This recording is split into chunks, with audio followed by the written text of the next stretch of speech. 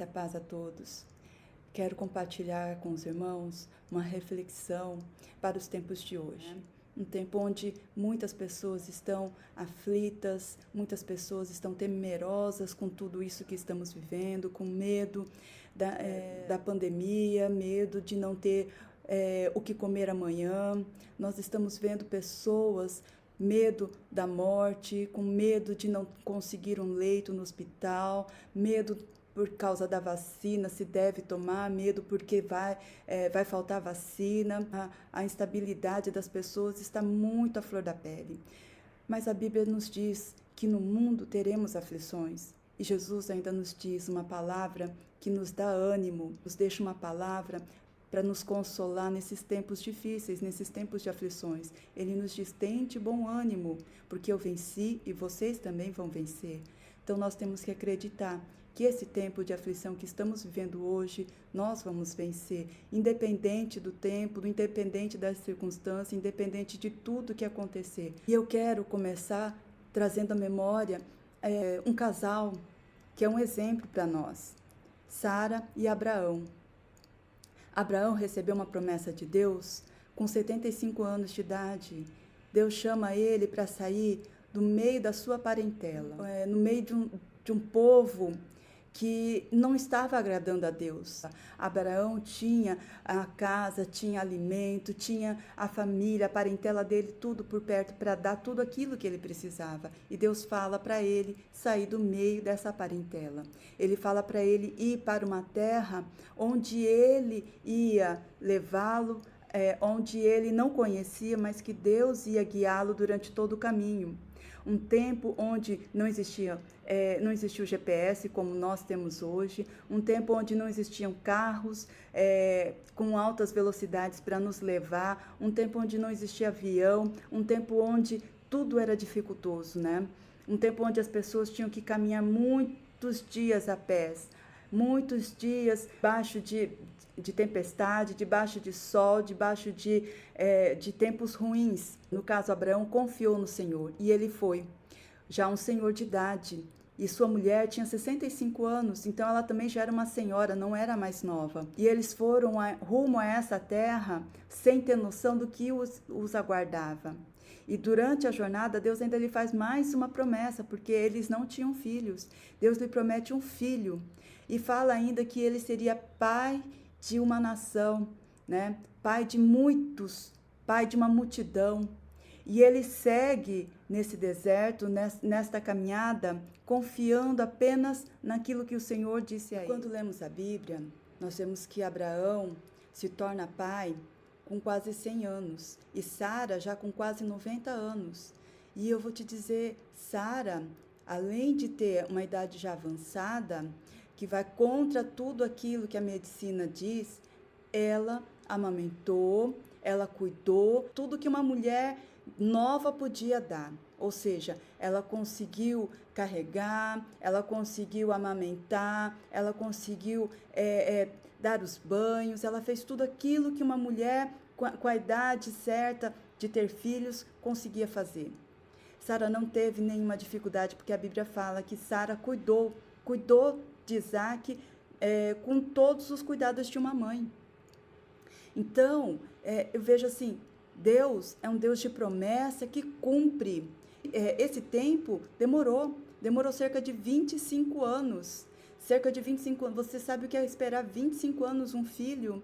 É muito tempo, irmãos.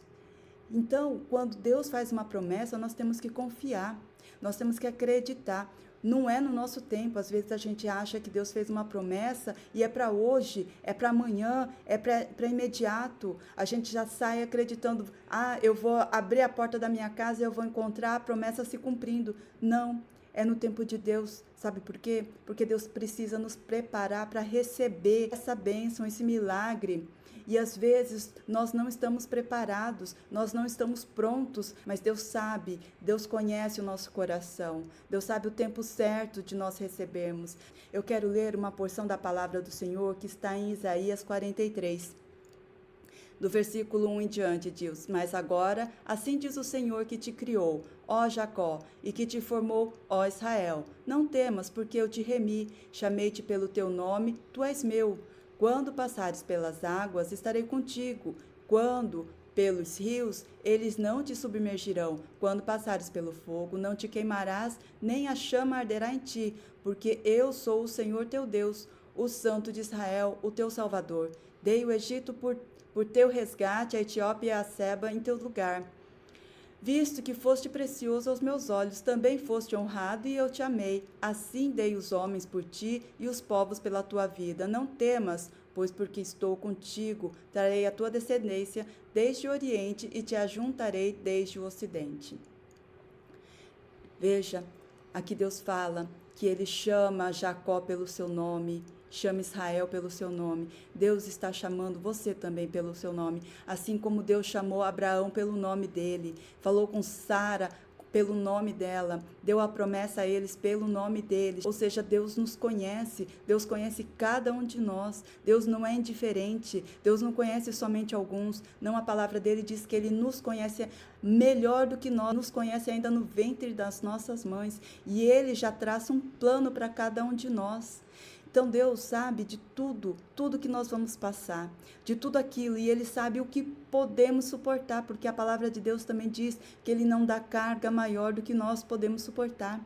Ele nos diz que nós vamos conseguir, se Ele prometeu, Ele é fiel para cumprir. Então nós temos que ter essa confiança em Deus. Ele não nos garante que não passaremos pelo fogo, não passaremos por rios, não seremos submergidos. Ele fala que se passarmos por isso, Ele estará conosco em todo o tempo, está ali segurando as nossas mãos, é igual o pai quando vai atravessar a rua com o filho pela primeira vez, ele não consegue, ou quando ele ainda é pequeno, você carrega no colo, quando ele já consegue andar, ele segura nas mãos.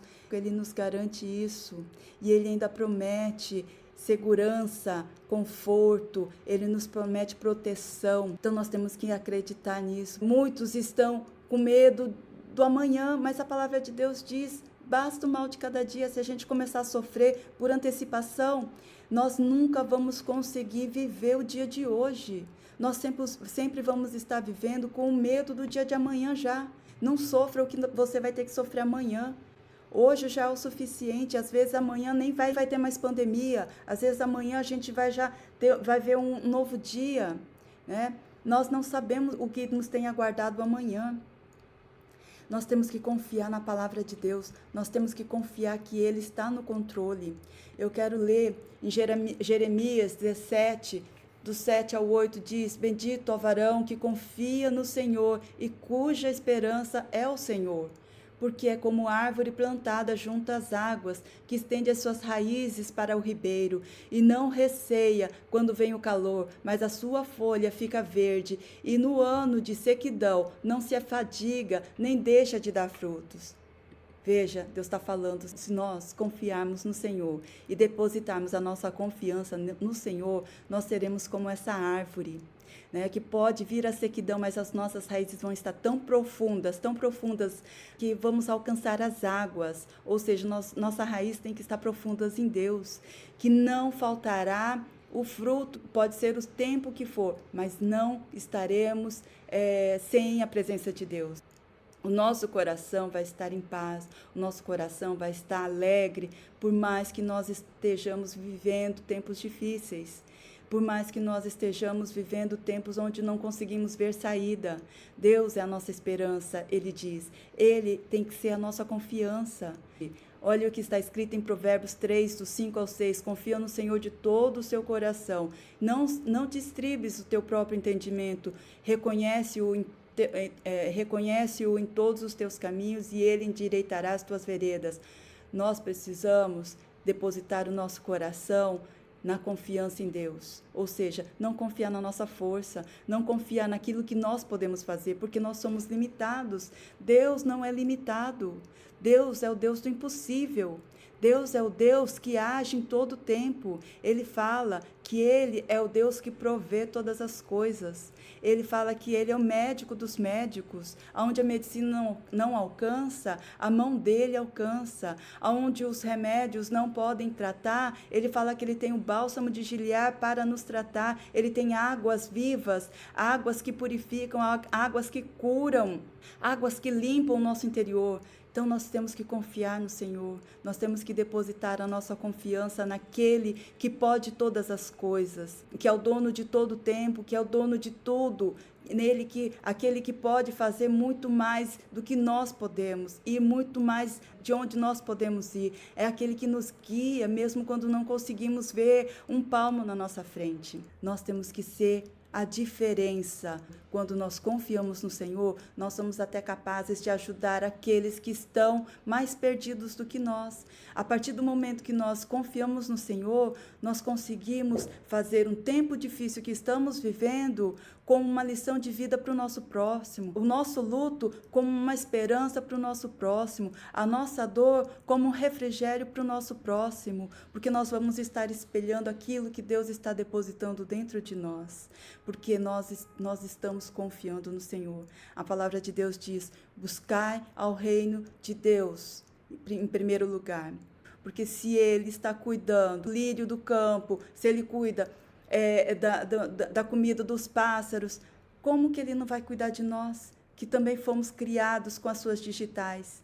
Ele tem cuidado de nós o tempo todo. Nós temos que confiar nestes cuidados. Amém, meus irmãos? Essa reflexão, contando um testemunho que eu escutei esses dias atrás sobre uma criança que ia pegar um voo sozinha. A gente sabe que a criança, quando ela vai pegar um voo, embarcar num voo, principalmente quando ela está desacompanhada, ela costuma carregar um crachá se identificando, onde tem as informações do seu destino, né? E uma pessoa da companhia aérea fica encarregada de acompanhar essa criança até o embarque. E ela estava ali aguardando, saguando o aeroporto, toda descontraída, brincando, correndo, né? Sem se preocupar com nada.